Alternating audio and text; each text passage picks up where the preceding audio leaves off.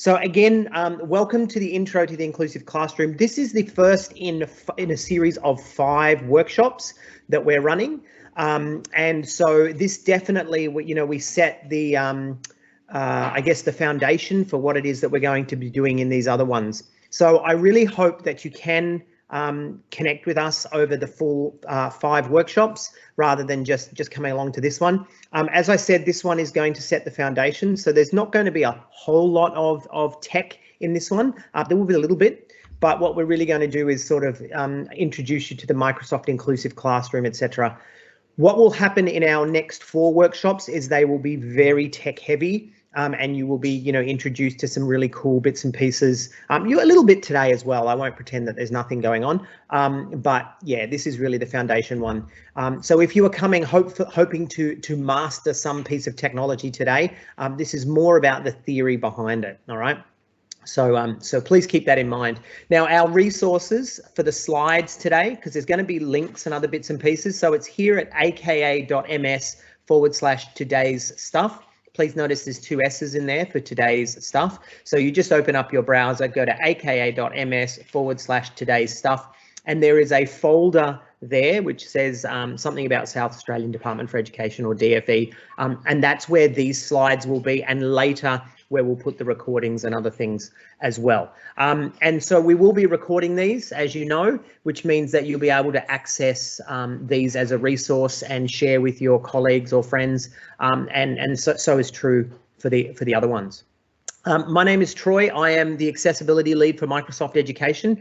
Just heads up, I'm not technical. I actually come from an education background. So I am a former teacher, former primary teacher actually.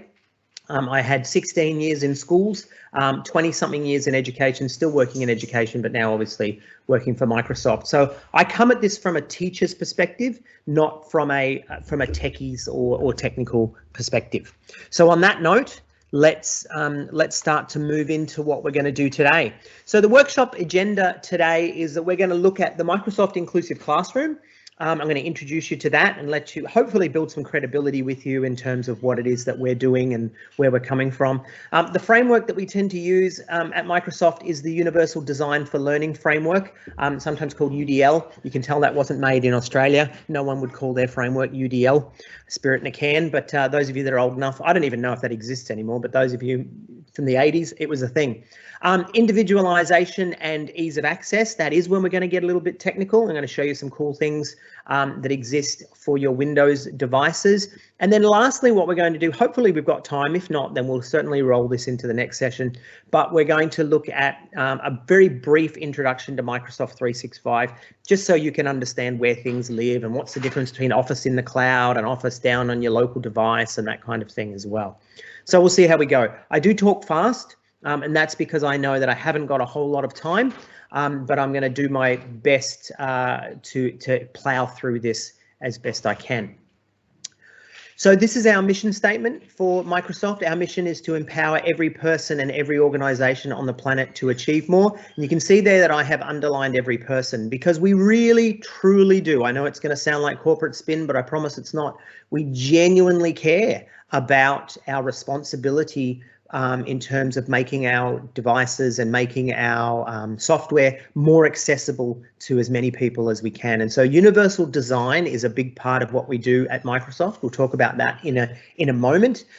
But yeah, genuinely we care. And there's a lot of people that I work with that have got hearts that really want to see students switched on to their curriculum and that the technology plays a big role in that.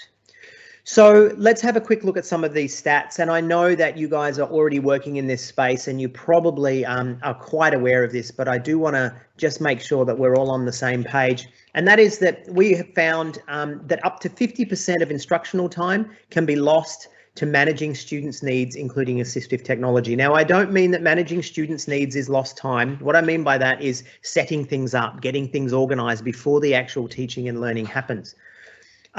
About 100% of schools in Australia have students with identified learning difficulties enrolled. All right, so we're not just talking about special schools. We're not just talking about special programs within schools. We're talking about everyone. And then about 20% of students in Australian schools require inclusive education support. And then lastly, approximately 25% of Australian students are from a language background other than English.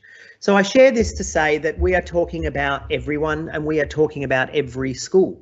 And so when we talk about the inclusive classroom, we're talking about you and we're talking about your school. I like this graphic, and remembering you can get my slides, and that's why I like to share this with you in case it's something that you haven't seen before, but it has done the rounds, this one. But the difference between equality and equity, right? The difference between everybody having the same thing as opposed to everyone having equitable access to their learning. So I'll let you take that in for a couple of moments and then we'll move on.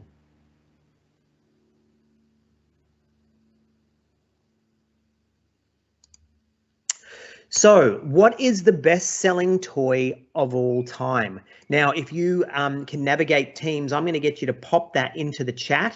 All right, so those of you that are on the live call, what is the best-selling toy of all time? Just go ahead and click on the little chat icon and just type that into the chat there for me, and we'll see if anybody actually does that. That would be helpful. What is the best-selling toy of all time? Okay, we're getting some messages coming through now. Someone saying Lego, someone saying Rubik's Cube. Yep, got a number of Lego there. That's exactly what I would have said when I first saw this. Barbie, interesting.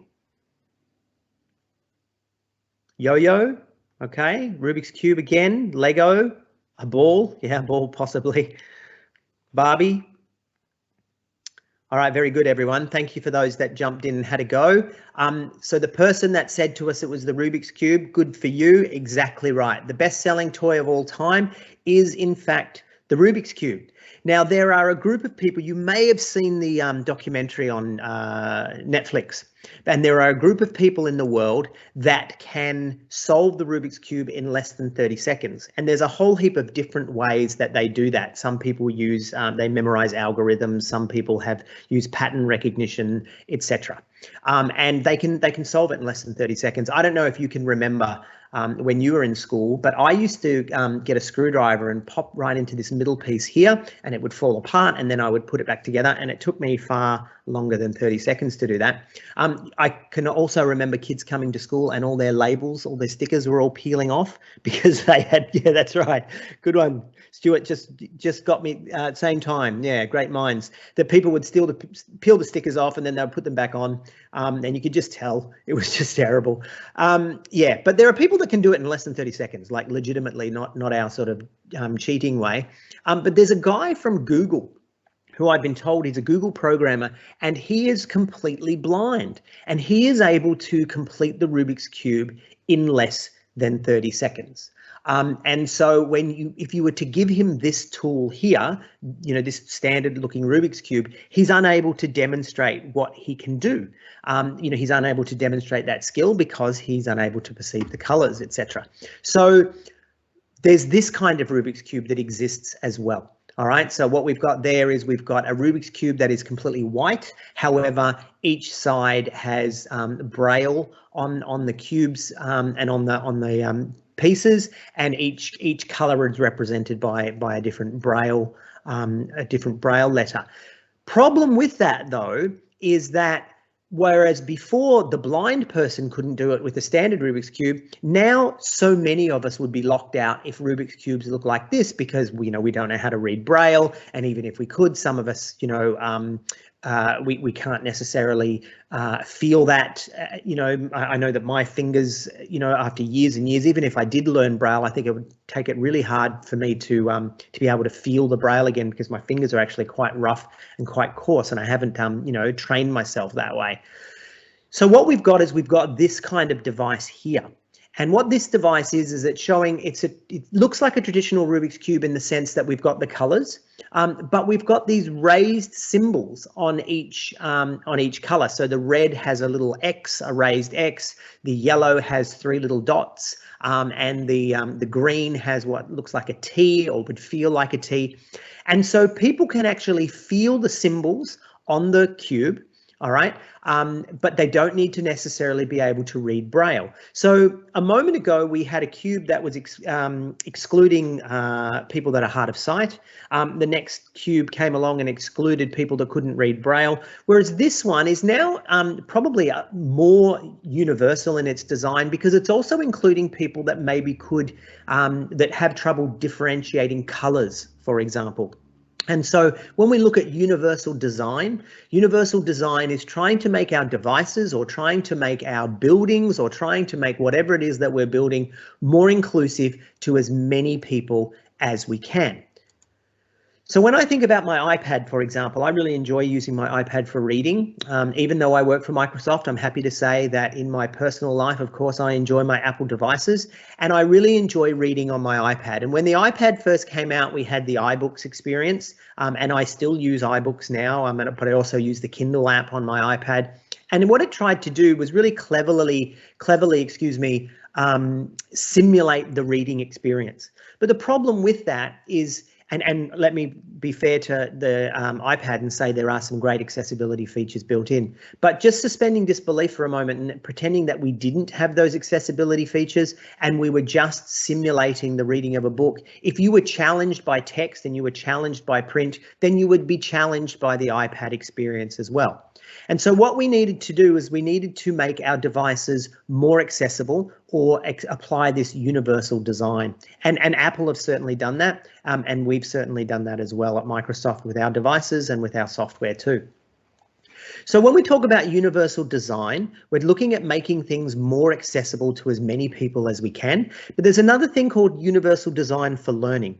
And universal design for learning is a framework where it takes the ideas behind universal design, which is making things more accessible, and it applies it to teaching and learning. It applies it to assessment. It applies it to education. Now, rather than talk you through that, I've got a really nice little video that I'm going to share with you on universal design, and it's made by an organisation called CAST. And CAST were actually the organisation that started the universal design framework.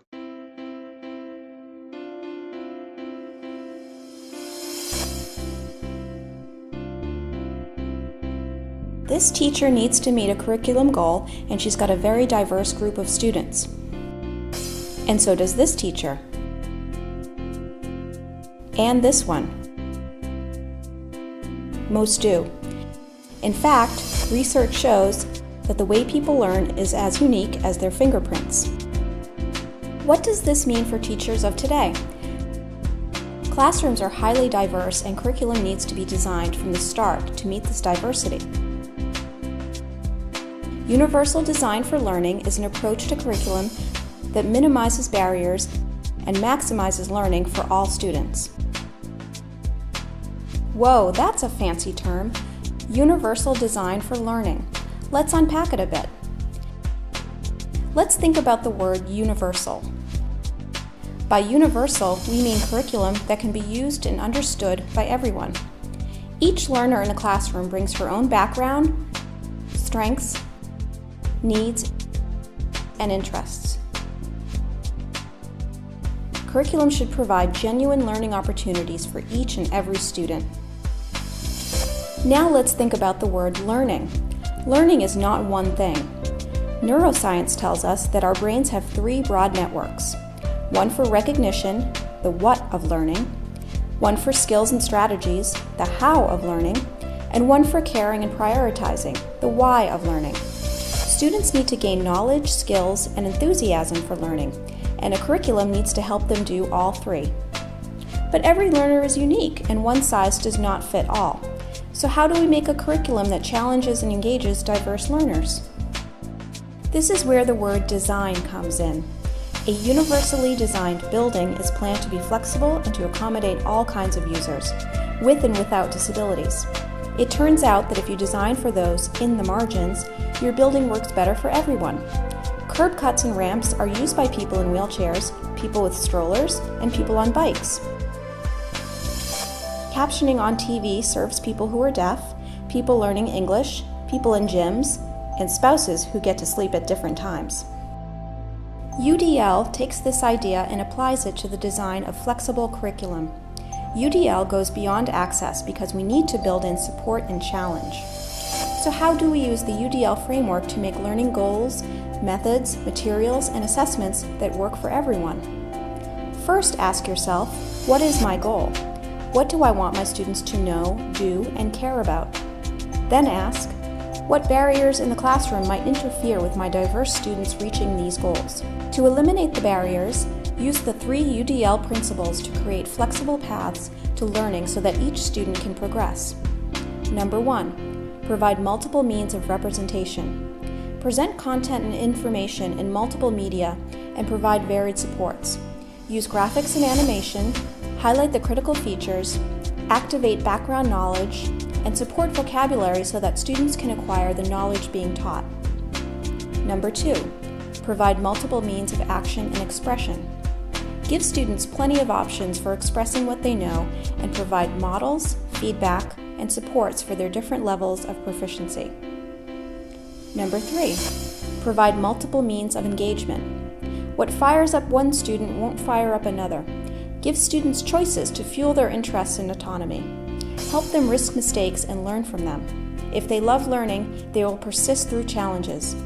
And remember, always keep in mind the learning goal. Get rid of barriers caused by the curriculum and keep the challenge where it belongs. And that's it. Okay, quick recap. Show the information in different ways, allow your students to approach learning tasks and demonstrate what they know in different ways, and offer options that engage students and keep their interest. Universal design for learning equals learning opportunities for all. For more information on UDL, go to www.cast.org.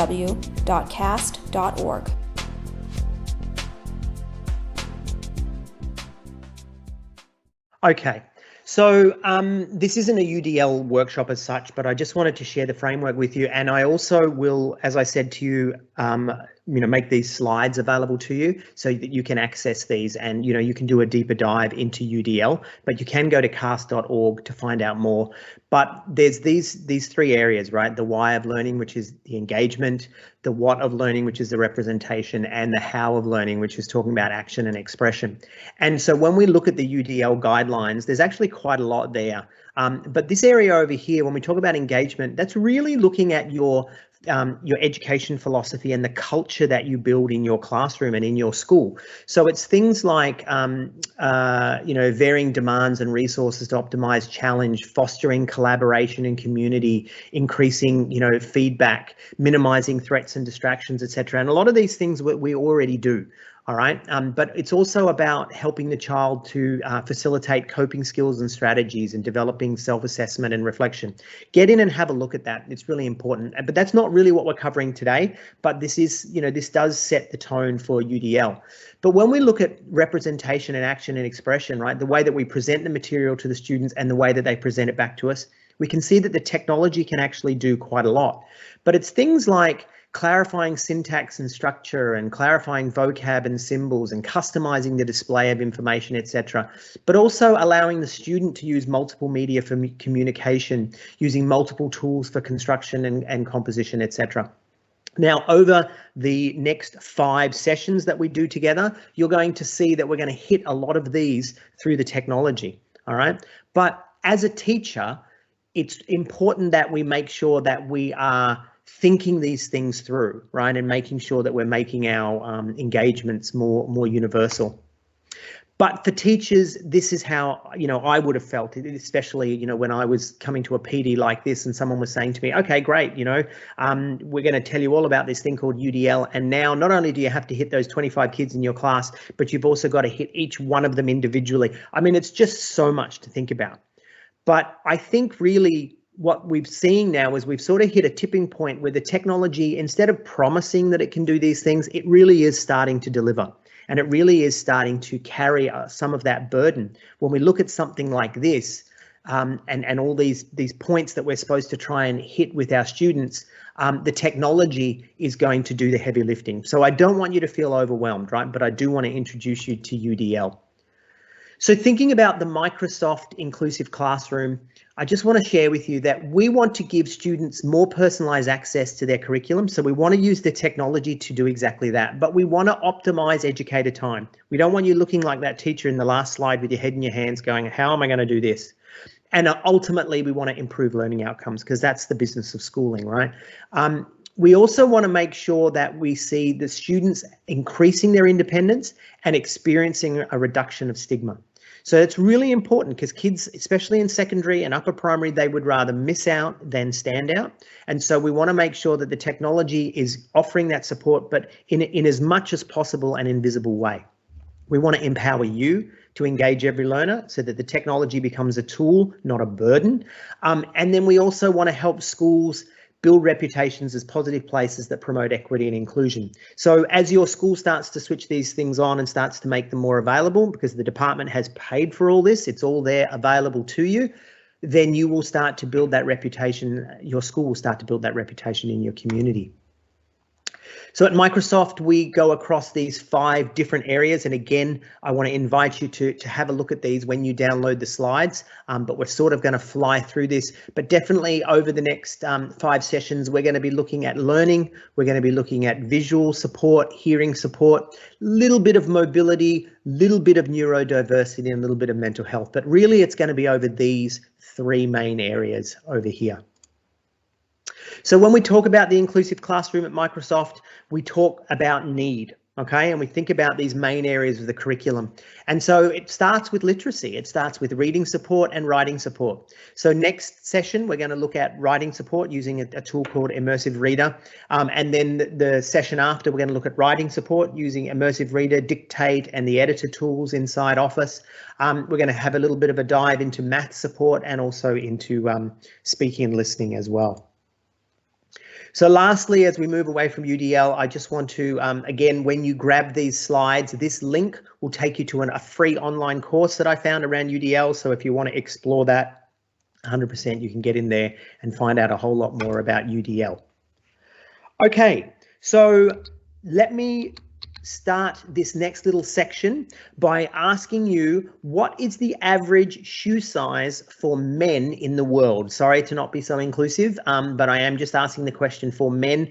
What is the average size in US sizes for men's shoes? I'll get you to pop that in the chat for a moment. So please, if you're feeling brave, pop that in the chat. I'm getting some 10s, I'm getting some 9s, 11s, 40. No, remember we're asking for US sizes. So 10, 9, 12, 10. Okay, very good. Very good, everyone. I actually was aiming, when I first saw this, I thought it was going to be something like an 8 or something. And I think that's because that's roughly my size. And I thought I was sort of in the middle, but apparently I'm on the small side because it's actually a 10.5. The US 10.5 is the men's shoe size. So what would happen though, if we started only making size 10.5 shoes? Well, obviously, this is what would happen, right? We'd actually miss what most people need, because the average is kind of a bit of a deceptive term. We think the average is, you know, what most people need. But in fact, very few people are the average, right? The average is the mean. The average is this sort of this middle point. And when we think about the fact that the average doesn't quite exist in the real world, it's what we call the myth of the average, because the average is conceptual, right? It's a mathematical, it's a statistical term, and it's not something that really exists in the real world. What we actually need is we need various sizes. We need various styles for different contexts. You know, if you're going to go to a dance, you're going to need one kind of shoe. If you're going running, you need another kind of shoe. If you're going hiking, etc., right? And we have different desires and different biases towards different kinds of shoes. And we all have different needs, right? And so you've heard this term, I'm sure, in education, and that is differentiation. Okay. And as a teacher, it used to really, really frustrate me, this term differentiation, because it meant that I, as a teacher, was responsible for making sure that all my lessons meant all my kids' needs. All right. And here we go again. We're back to this teacher with the head in the hands, right? Because Who has time to differentiate? When I've got 25 to 35 kids in my class, I barely had the time to do the basics of my job, you know, running a literacy program, a numeracy program, or whatever it is that I happen to be running, let alone creating special resources for all my kids who needed them. And a lot of these kids had, you know, diagnosed issues that weren't funded. I'm sharing an aid with, you know, multiple classes if I was lucky to have an aid at all. So it's really, really hard. And I think that differentiation is largely a bit of a myth as well. And what I mean by that is I think the emperor has no clothes, that a lot of us will talk about how we differentiate, but we really know as teachers, we're often not doing such a great job. Okay, you may beg to differ and say that you're doing a wonderful job. I'm actually trying to let you off the hook, because I do feel that there's too much being asked of us as teachers to try and differentiate for every need in our class. But there's another term, and this term is personalisation. And when we talk about differentiation and personalisation, we may think they're synonymous, but they're actually not. Personalisation, while seemingly the same as differentiation, is somewhat different, because personalisation takes the onus off the facilitator or off the teacher and puts the onus on the end user, or in our case, on the learner. And so the student personalizes their own learning, or personalizes their own education experience to a point. And the onus is no longer on the teacher.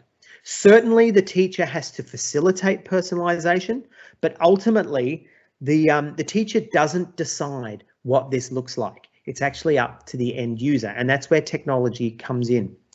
So I want to introduce you. Now, we are going to get into a little bit sort of technical stuff now, and I want to introduce you to what's called the Windows 10 ease of access point inside your PC, all right, or inside your device.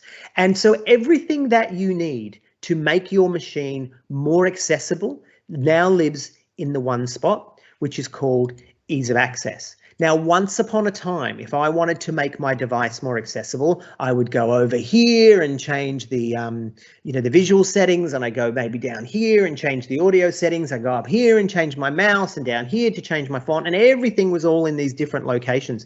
But what we've done is we've moved everything to make your device more accessible into one simple location, which is called ease of access. Okay, so how do we find that when we're on a Windows device? Well, what you do is if you're looking at your keyboard, you click your start key, okay, and then you'll see the little you'll see the little settings wheel, which will bring you into your settings point. All right, so I'm actually going to, and forgive me, I can't demo this because I'm on a second screen, but I just click my little my Windows key either on my screen or on my keyboard. I click my settings. Okay, and then what it does is it opens up the settings area. All right, now I'm in dark mode. You'll have to forgive me for that if it's a little bit hard to see, but I'm in dark mode. And then I've also got, if I look around for my ease of access is living over here. All right, so what did I do? I hit my Windows key either on my screen or on my keyboard, and then I click the settings icon, which is the little settings wheel, and then I click on ease of access when I come in here. So when I come into ease of access, what it does for me is it, as I said, it's going to show me absolutely everything that I need to make my device more accessible. Now, I'm hoping that you guys can see this at home, but I've got my vision category here, and then everything that is going to make my device more visually accessible lives here. I've got hearing, and everything that is going to make my device more accessible from a hearing perspective lives over here. And then I've got interaction, right, which is more about sort of our physical interaction with the devices. All right, so we'll come back to that in a minute. But if I click here on display, you can see that I'm now in the display section within vision. All right, and we're not going to go through all these, but I am going to draw your attention to a couple of cool pieces in there. Just give me a moment. I'm just going to fly over here, and you can see that when I click on display, it's everything that's going to affect the display of my device. All right, now once upon a time, if I wanted to make the text bigger, this would probably say something like font size, right, which isn't very intuitive, especially if you're a young person, but instead it says make text bigger. Now, instead of having to know, 12 point, 11 point, this kind of stuff, instead, I've just got a little slider here, and I can increase my sample text and decrease my sample text exactly where I want it to be. I click apply, and then it's going to change the text on my device to simply be bigger. Now, I'm not going to click apply on these today because it would reset my machine and you'd all sit there and wait for it to tick over, but you trust me, it works, and it works great. Now, look over here. Again, we're trying to use that intuitive language, make everything bigger. So instead of just the text, this is everything on my screen. All my graphics, all my headings, etc., can all be done from in here. And so I can click my headings, my size, and off I go. I can make everything brighter and darker. Again, really intuitive with a slide bar. But then I've got some of these other things down here. All right, I've got things like showing animations in Windows, right?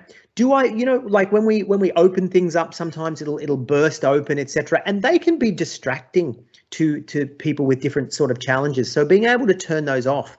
The transparencies in Windows, right? So sometimes there's, what can be a really nice, beautiful looking transparency could actually make it very hard to differentiate text on top of that for some people. So you can turn that on and off. Also the scroll bars, right? So I've actually got them hidden, but over here being able to scroll, sometimes for some students or some people with a challenge, the fact that that disappears means that they don't know that it's there. So being able to show them at all times. I've got notifications here as well. How long do I want my notifications, whether that's an email notifications or a Teams call or something like that? I can set that for longer or shorter periods of time, depending on my needs. And also just getting rid of that background image, right? Which again can be, hit me with sort of differentiation issues. I've got my mouse pointer. Now you can see that I've already set mine to be quite big, and I've made it a nice teal color because I do a lot of presentations and I know that this is going to be the easiest for most people to see. But I can change that, right? In real time, I can change that in here, and it's happening right there on the screen as we go. I can change the color as well. I can change my text cursor. I can make it bigger and smaller. Sometimes bigger is actually more difficult to navigate, so keep that in mind. But I can also change the color, and I can also change the thickness of my text cursor as well. Magnifier is in there as well. So by turning on the magnifier, we can have a portion of the screen which is able to be zoomed in on, which is a real game changer for a lot of people. The one that I really like though is the color filters, and apologies that I'm not going to be able to demo this for you because again it would reset my machine and we'd all sit there and wait. But when I turn on the color filters, I can do things like invert the colors, which for some color differentiation issues may make it easier for me to see. I can go into grayscale. Okay, and I can also go into grayscale inverted. But the one that I really like when I found out that my son is red-green colorblind is setting the color blindness filters. So what that means is when I set the red-green colorblind, depending on which one I've got, or the blue-yellow color blindness, what it will do is it will make sure that when we're looking at graphics, when we're looking at colors on top of each other, the Windows operating system will slightly change those colors so that people suffering from those color blindnesses will actually be able to distinguish the colors. So we don't have to worry about things not being accessible to them. The device will actually do it for them. Okay, we've also got the contrast filters as well, so being able to turn on high contrast. And then we've also got narrator. So narrator is very, very powerful. Once upon a time, it didn't compete with a lot of the third-party screen readers, but 100% it does now. So using narrator to actually read everything on the screen, if you're hard of sight, is a real game changer. When you look at something like JAWS, which is the sort of the standard third-party tool a lot of people use, narrator is now on par with JAWS, and it is 100% free in your Windows experience. When we look at hearing, we can do things like, making our device easier and harder to hear by turning the volume up and down. But I like this one here. We've got mono audio, being able to turn that on. And once upon a time, when we moved everything into stereo, people with the ability to hear in only one ear and wearing headphones were actually missing half the sounds that were going on. So being able to turn on mono audio removes that stereo feature, and you're able to just, wear one earpiece and hear everything that's going on. The other one is closed captions, right? So it's not just about turning on the closed captions, it's about setting the captions so that they are in a way that you can perceive them. So about the caption color, the style, the size, the transparency, the background, etc. is all in there too. When we get into interaction, we've got a very powerful dictate feature which lives inside Windows 10 now. So you can talk instead of typing. We've also got keyboards and key features and sticky keys, etc., and also on-screen keyboards as opposed to hardware keyboards, etc.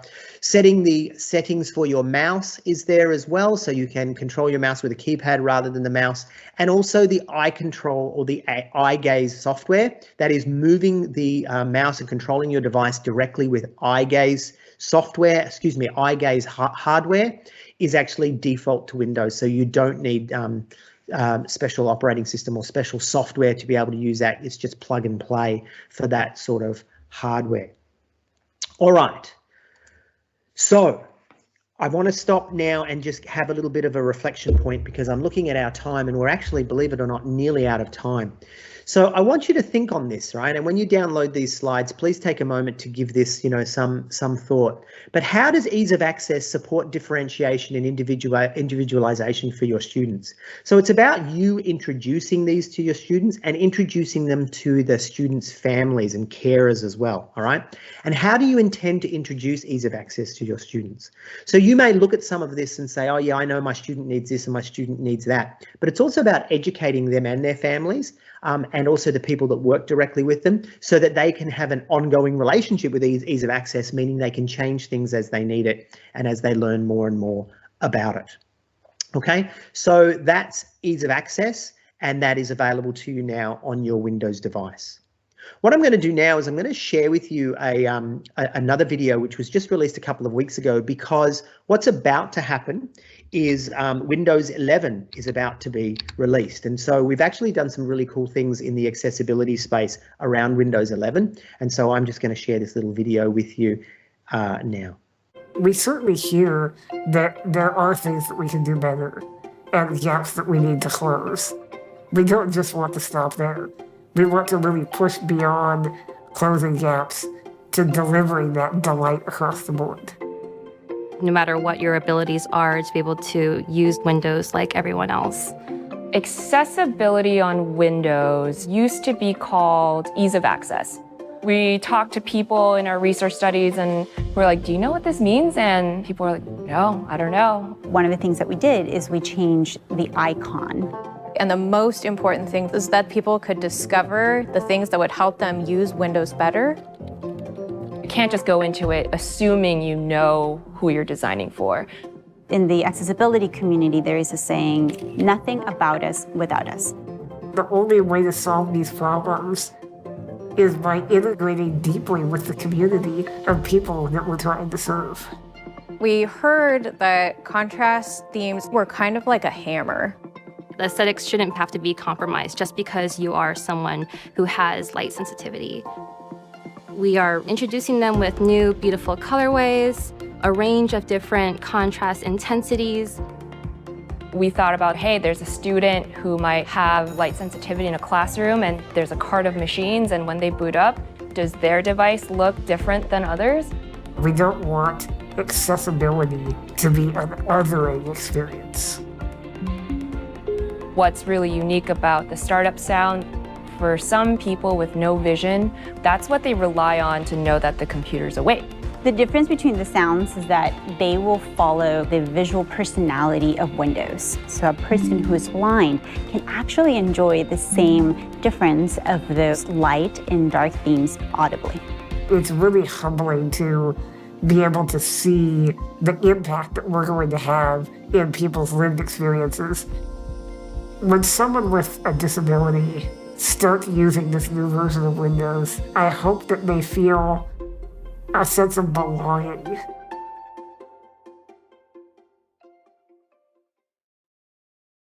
I invite you to connect with me on social media. First of all, I am available on Twitter, LinkedIn and Facebook, and these are professional accounts. Now, the reason why that matters for you is because I have case studies and the latest updates and features and things that are being rolled out in the news, all in this accessibility space. And so if you're following me on these platforms, then it'll start to appear in your feed, right? You don't have to go looking for things and you don't know what you don't know, right? So I will actually be pushing these things out. So by connecting with me, I'll do some of that work for you, all right? So when you search for me on Twitter, LinkedIn, or Facebook, you know it's me because you'll see this handsome older gentleman down here. That's how you know that it's actually me.